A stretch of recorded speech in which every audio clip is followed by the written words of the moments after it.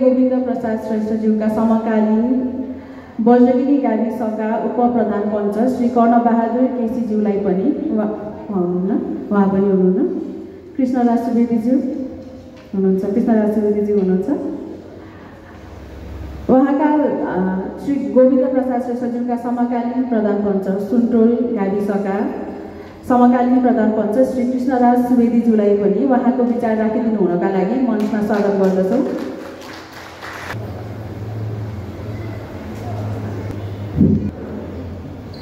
आज गोविन्द सेतीमाया दौबन्दी मन्दिर दबुद्वारा आयोजित यस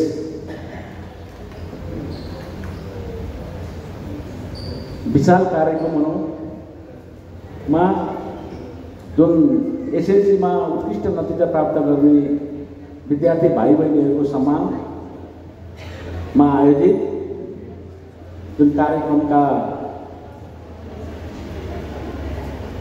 अध्यक्षज्यू, आजका प्रमुख अतिथि राष्ट्रिय प्रजातन्त्र पार्टीका केन्द्रीय अध्यक्षज्यू,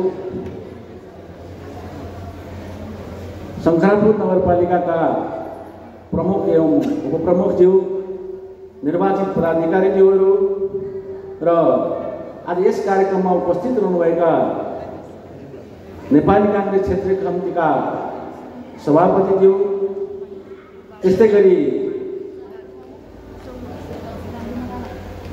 विभिन्न दलबाट यस कार्यक्रममा प्रतिनिधित्व जनाउनु हुने सम्पूर्ण राजनीतिक कर्मी मित्रहरू, कलाकार, चिकित्सक मित्रहरू र यहाँका सुरक्षा साथी प्रभागका प्रमुखज्यू लगायत उपस्थित सम्पूर्ण महानुभावहरूमा मेरो तर्फबाट स्वीकार्नु हार्दिक नमस्कार एवं अभिवादन। आज जुन यो दबुको आयोजनामा दबुका संयोजक अथवा सभापति अध्यक्ष हाम्रा स्वर्गीय मेरो हितैषी मित्र गोविन्द प्रसाद श्रेष्ठका सुपुत्रको अध्यक्षतामा उहाँले यो देशमा परिवर्तित 3वटा राज्य व्यवस्था सँग जुझ्दै यहाँका जनताहरूको सेवाको निम्ति आफूलाई समर्पित गर्ने जुन साहसका साथ गोविन्द प्रसाद श्रेष्ठ यहाँ रहनु भएको थियो, तपाईँ सबैलाई थाहा छ। म उहाँको लगभग 40-41 वर्षदेखिको सहयात्रीको रूपमा मैले उहाँसित रहेर काम गर्ने अवसर पाएँ। राज्य पुनर्संरचनामा 3वटा राज्य परिवर्तित राज्य व्यवस्थासँग एकाकार हुँदै अगाडि बढ्ने अवसर पाएँ र त्यो अवसरको रूपमा केही तिता अनुभवहरू पनि भए, तर थोरै खेडको 4-5 वर्षको समय अलिकति तितो खालको अनुभूति पनि उहाँसित मेरो रहेको थियो। त्यसपछिका लगातार 30-35 वर्षको चाहिँ एउटा लामो यात्रामा हामी एक आपसमा छलफल गर्दै सहकार्य गर्दै हामी अगाडि बढिरहेको चाहिँ अवस्था पनि छ। साँच्चै यहाँ गोविन्द प्रसाद श्रेष्ठको अगाडि समाजसेवी भनेर थप्नको लागि म यहाँलाई आग्रह गर्न चाहन्छु। उहाँलाई उपनाम के दिने हो त शङ्करापुरवासीले?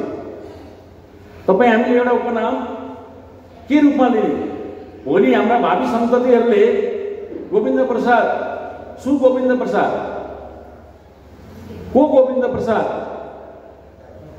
भन्ने खालको कुराहरू उठ्न सक्छन्।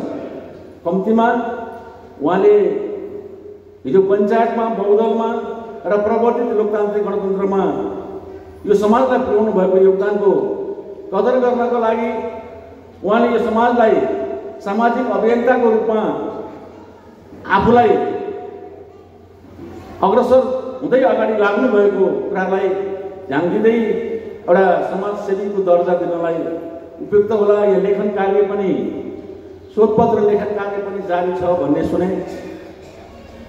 त्यो शोधपत्रमा त्यो शब्द राख्नलाई म यो सभामा म आग्रह गर्न चाहन्छु। आयोजक दबुला आयोगलाई आग्रह गर्न चाहन्छु र मैले यहाँ भन्नै पर्छ, मैले यो कार्यक्रमका अध्यक्ष उहाँको सुपुत्रसँग कुराकानी गर्ने अवसर पाएँ। उहाँको जीवनी स्मृति सम्बन्धी केही कुराहरू लेख्ने कुराहरू त्यसै अगाडि बढाएको कुराहरूमा थियो, धेरै खुसी लागेको थियो। तर अस्ति पनि मैले गर्दाखेरि उहाँलाई एउटा सङ्कुचित भित्र चाहिँ राख्न खोजिएको हो कि भन्ने मलाई अनुभूति भयो। तर मलाई हेर्न पाएको छ त्यो के कुरामा लागिरहेको छ भन्दाखेरि उहाँको स्मृतिका पाइलाहरू, उहाँका अनुभूतिहरू, तीनवटा परिवर्तित राज्य व्यवस्थामा उहाँले पुर्याउनुभएको योगदानका कुराहरू यहाँ केवल नेवारी भाषामा मात्र चाहिँ लिपिबद्ध हुँदैछ भन्ने कुरा थाहा। नेवारी सँगसँगै नेपालीमा पनि त्यो कुरालाई चाहिँ अगाडि बढाउनको लागि म दबुलाई आग्रह गर्न चाहन्छु, अनुरोध गर्न चाहन्छु। त्यसो हुँदाखेरि आगामी पुस्ताहरूले पनि ती कुराहरूलाई बुझेर अगाडि बढ्ने खालको चाहिँ एउटा त्यहाँ अवसर प्राप्त हुनेछ र वा चिरपर्यन्तसम्म उहाँलाई सम्झने किसिमको चाहिँ अवस्थाहरू रहनेछ। अब रह्यो धेरै कुराहरू आइसकेका छन्। उहाँको स्मृतिमा वार्षिक रूपमा चाहिँ उत्कृष्ट विद्यार्थीहरूको सम्मान गरेर उहाँलाई सम्झने किसिमको जुन परिपाटीको यहाँले शुभारम्भ गर्नुभएको छ र उहाँसँग मैले तीनवटा परिस्थितिमा प्रधानमन्त्री, गाविस अध्यक्ष र जीविस सदस्य आफू भइरहँदाखेरि पनि उहाँसित सहकार्य गर्ने अवसर पाएँ। जतिखेर अहिले देशमा जेनजी आन्दोलनले जसरी चाहिँ एउटा परिवर्तनको लागि कुर्बानी गरिरहेको छ, त्यो कुर्बानी गर्नका निमित्त हामी हिजो तत्कालीन नेकपा मालेकोबाट पञ्चायतलाई उपयोग गर्ने नीति अनुरूप जनपक्षीय प्रधानमन्त्रीको भूमिकामा म आफू यहाँ स्थापित भएको थिएँ। यहाँका जनताले मलाई स्थापित गर्नुभएको थियो। तत्पश्चात म निर्वाचित भइसकेपछि मेरो सुनचोल पञ्चायतकै रूपले त सहयोग गर्ने कुरा रहेन। उहाँसित मैले दुई तिनचोटि आग्रह गरेको थिएँ, मलाई इन्कार गर्ने खालको अवस्था सृजना भयो। 2046 सालमा बहुदलीय व्यवस्था आइसकेपछि उहाँसित राम्ररी घनीभूत ढङ्गले चाहिँ हाम्रो सहकार्य भयो। विभिन्न सङ्घ संस्थामा, विद्यालयहरूमा, बाटाघाटामा र साँखु बजारभित्रको जुन खालको चाहिँ सामूहिक साँखु बजारलाई तीनवटा भूगोलमा, तीनवटा पञ्चायतमा जसरी चाहिँ वर्गीकरण गरिएको थियो, त्यहाँभित्रको समस्या एउटै थियो। त्यो समस्याहरूको बारेमा हामी छलफल गरेर अगाडि बढ्ने किसिमको चाहिँ उहाँसित लामो खालको सहकार्य पनि मैले गर्न पाएको अवसर थियो। साँच्चै भन्ने हो भने म 43मा जनपक्षीय प्रधानमन्त्री निर्वाचित भइरहँदाखेरि शपथ ग्रहण नलिकन साँखुको संस्कार, संस्कृति र परम्परालाई अगाडि बढाउने क्रममा श्री माइबद्र युनिको जात्रा परेको थियो। मैले शपथ ग्रहण नलिकन त्यो जात्रा चलाउनु पर्ने खालको अवस्था रहेको थियो। म एउटा पर्वते बजारभन्दा बाहिरको मान्छे थिएँ। मैले उहाँहरूसित धेरैजनासित अनुरोध गरेँ। उहाँले त्यति बेला उहाँको केही सहयोग भयो र त्यो बजारभित्रका धेरै अग्रजहरूले त्यसलाई सहयोग गरेर अगाडि बढाउनलाई गर्नुभयो र त्यो सम्पन्न भयो। त्यो अनुभूति गर्ने धेरै मेरा मित्रहरू, मेरा साथीहरू, मेरा सहकर्मीहरू थुप्रै यहाँ यो कार्यक्रममा मैले अहिले अनुहार देख्न पाइरहेको छु। मलाई गर्व लागिरहेको छ। त्यस कारणले उहाँ हाम्रो साँखु बजारको एउटा संस्कृति, धरोहर र यहाँको परम्पराको एउटा व्यक्तिको रूपमा पनि हामीले उहाँलाई लिनुपर्छ। साँखु चाडढोकाभित्रको जुन परम्परा छ, संस्कृति छ, जुन नेवारी परम्पराको जुन कल्चर छ, त्यसलाई उहाँले राम्रोसँग चाहिँ मोटिभेट गर्दा त्यसलाई चाहिँ अग्ररूपमा चाहिँ अगाडि बढाउने, सबैलाई सहयोग गर्ने र यसरी यहाँको संस्कृतिलाई बचाउनुपर्छ भनेर अगाडि लागेको अवस्था थियो। त्यस कारणले उहाँ एउटा यहाँको धरोहर हो, संस्कृतिविद हो, यहाँको परम्परा र संस्कृतिलाई चाहिँ जगेर्ना गर्नुपर्छ भनेर अगाडि लागेको व्यक्ति हो। यी लगायत यहाँका थुप्रै 3वटा गाविसहरूले वरिपरिका गाउँहरूलाई पनि यसले समेटेका थिए।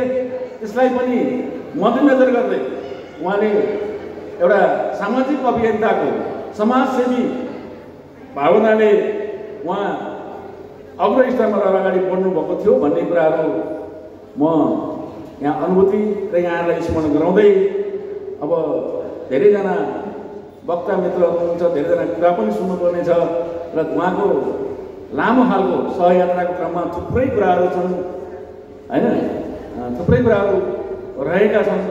ती कुराहरू पनि फेरि अन्य कार्यक्रमहरूमा, अन्य मिटिङ बैठकहरूमा आवश्यक परेको खण्ड, दबुले आवश्यक परेको खण्डमा मेरा अनुभूतिहरू गोविन्द दाईप्रतिको मैले बुझेको गोविन्द दाईका बारेमा तपाईँले प्रकाशित गर्ने किताबमा लेख्ने खालको चाहिँ अवसर प्रदान गर्नुभयो भने मैले पनि 2-4 हराब त्यहाँ लेख्ने मैले वचनबद्धता व्यक्त गर्दै म